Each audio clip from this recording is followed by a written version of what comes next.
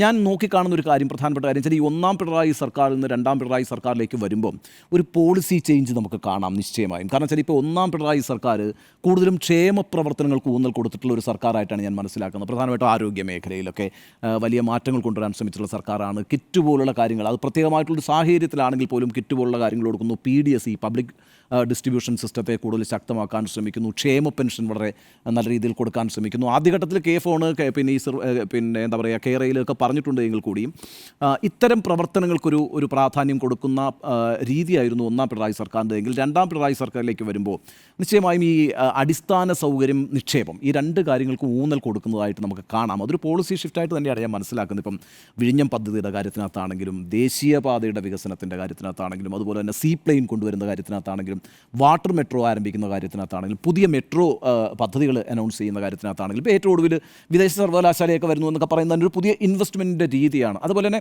നമ്മളിപ്പോൾ പിന്നെ ചില വിവാദങ്ങൾ ഉണ്ടെങ്കിൽ പോലും മദ്യനയത്തിലുണ്ടായിട്ടുള്ള മാറ്റങ്ങൾ, ഇപ്പോൾ ഡിസ്റ്റിലറീസ്, ബ്രൂവറീസ് ഒക്കെ വരിക എന്നൊക്കെ പറയുന്നത്. അപ്പോൾ ആ രീതിയിൽ ഇൻവെസ്റ്റ്മെൻറ്റ് ഫ്രണ്ട്ലി ആയിട്ടുള്ളൊരു അന്തരീക്ഷം കേരളത്തിൽ ഉണ്ടാക്കാനും അതിനു വേണ്ടിയിട്ടുള്ള പശ്ചാത്തല സൗകര്യങ്ങൾ വികസിപ്പിക്കുവാനും വേണ്ടിയിട്ടുള്ള ഒരു ഇനിഷ്യേറ്റീവ് രണ്ടാം പിണറായി സർക്കാർ എടുക്കുന്നു എന്നുള്ളത് വളരെ പ്രധാനപ്പെട്ട ഒരു കാര്യമാണ്.